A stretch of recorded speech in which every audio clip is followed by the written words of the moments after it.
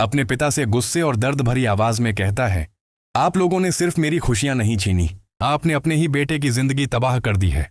ये कहते कहते बारी की हालत और खराब होने लगती है। उसकी सांसें तेज हो जाती हैं और अचानक उसके सीने में भयानक दर्द उठता है। अगले ही पल वो बेहोश होकर जमीन पर गिर पड़ता है।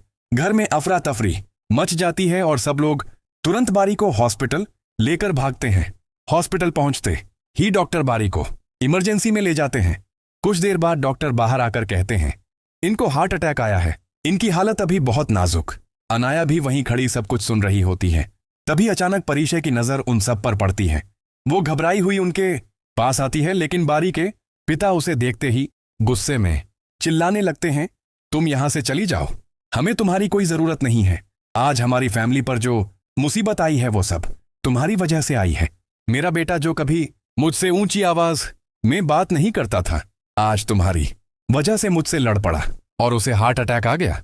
ये सुनकर परीशे अंदर से पूरी तरह टूट जाती है, मगर फिर भी वो आंसुओं के साथ जवाब देती है, मेरी वजह से नहीं, आपकी वजह से ये सब हुआ है।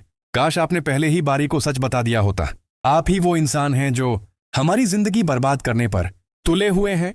इसके बाद जब परीशे बारी से मिलने के लिए आईसीयू की तरफ बढ़ती है तो अनाया उसका रास्ता रोक लेती है और गुस्से में कहती है, तुम्हारा कोई हक नहीं बनता बारी से मिलने का, चुपचाप यहां से चली जाओ वरना मैं सिक्योरिटी से निकलवा दूंगी। परीशे मजबूरी में दूर खड़ी होकर आंसुओं भरी आंखों से आईसीयू का दरवाजा देखती रहती है। कुछ देर बाद अचानक डॉक्टर बाहर आते हैं और कहते हैं, बारी को होश आ गया है, लेकिन वो बार बार सिर्फ एक ही नाम ले रहा है, परीशे। परीशे, आप में से परीशे कौन है? उन्हें तुरंत पेशेंट से मिलना होगा। डॉक्टर की ये बात सुनकर सब लोग हैरानी से एक दूसरे को देखने लगते हैं। जिन लोगों ने बारी और परीशे को अलग करने की हर कोशिश की थी, आज उन्हें एहसास हो जाता है कि बारी की जिंदगी सिर्फ परीशे से जुड़ी हुई है। परीशे मायूस होकर हॉस्पिटल से जाने लगती है कि तभी बारी के पिता उसके सामने आकर हाथ जोड़ लेते हैं। उनकी आंखों में आंसू होते हैं और वो रोते हुए कहते हैं, खुदा के लिए मेरे बेटे को बचा लो, हमसे बहुत बड़ी गलती हो गई। अगर आज तुमने मेरे बेटे को बचा लिया तो मैं जिंदगी भर तुम्हारा एहसानमंद रहूंगा। परीशे रोते हुए कहती है, वो सिर्फ आपका बेटा नहीं, मेरी मोहब्बत, मेरी जान है, मैं बारी के लिए अपनी जान भी दे सकती हूँ। ये कहकर वो भागती हुई बारी के कमरे में चली जाती है। बारी कमजोर हालत में बेड पर लेटा होता है। परीशे उसका हाथ पकड़कर रोते हुए कहती है, जो कुछ हुआ सब भूल जाइए, बस आप जल्दी से ठीक हो जाइए। बारी धीरे धीरे अपनी आंखें खोलता है और परीशे को सामने देखकर उसकी आंखों में सुकून उतर आता है।